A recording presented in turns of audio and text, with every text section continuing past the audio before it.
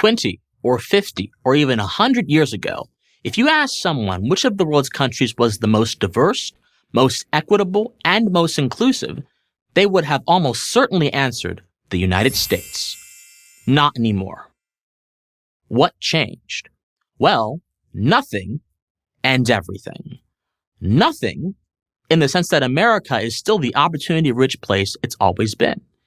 And everything because the progressive left has hijacked those three words, diversity, equity, and inclusion, and turned them into weapons of mass destruction.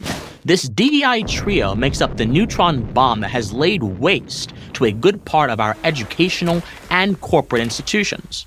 Given the damage that has been done, it might be a good idea to see what these words used to mean and what they mean now. Diversity used to mean that people of different backgrounds were free to join a group or association. Equity used to mean enforcing equal standards for all individuals and groups. Inclusion used to mean allowing people of every background and identity to participate in a group or association. Now, in their DEI context, these words all mean one thing: applying unequal standards to ensure preferential outcomes for individuals and groups based on race, sex, and gender identity. The DEI movement is not about a sincere desire to make educational or corporate institutions more diverse, more equitable, or more inclusive. If you don't believe me, try having an open discussion on your company message board or at your next DEI seminar about why the same standards should apply to everyone, everywhere, regardless of race, sex, or gender identity.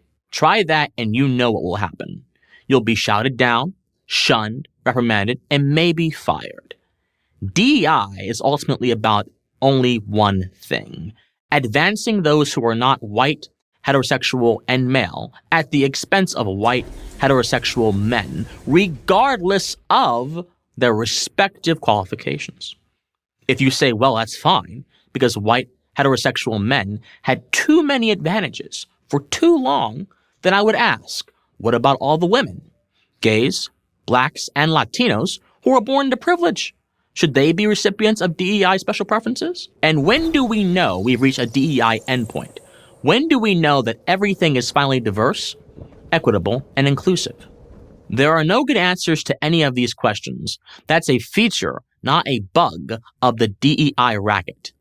America will never be able to DEI its way out of its DEI problem. It's the pot of gold at the end of the rainbow. You never reach your goal because it doesn't exist. You'll never quite be diverse enough, equitable enough, or inclusive enough. The DEI obsession has been great for one group of people and one group only: the lavishly paid DEI administrators at every Fortune 100 company, college, and university, and all those who work under them.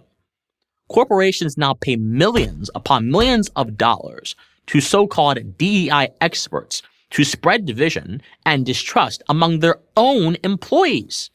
It may be the single most non-productive, self-destructive thing a business can do to itself. But businesses, to their everlasting shame, are doing it anyway.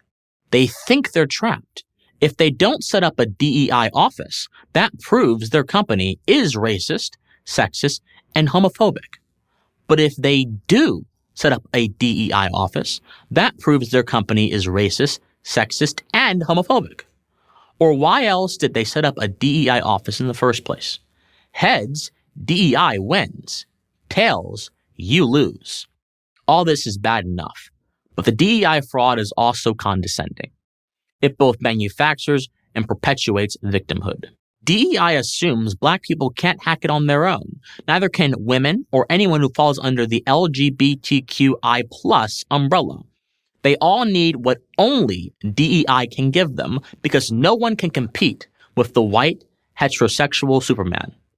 The truth is that Americans of all races get along fine. Intermarriage rates, to cite just one example, are higher than they have ever been. The vast majority of Americans don't even think about race. They want to work hard and get ahead, and they know that America is the best place to do that.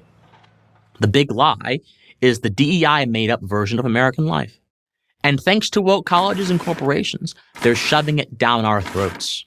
So, how do we stop them? The solution is remarkably simple. Tell the truth. When they say you're racist, tell them the truth. You're not. When they call you a whatever-phobe, tell them the truth. You're not. The truth is the only thing that will set you, me, and the entire country free from this DEI monster. I'm Christian Watson of Color United and host of Pensive Politics for Prager University. Thank you for watching this video. To keep PragerU videos free, please consider making a tax-deductible donation.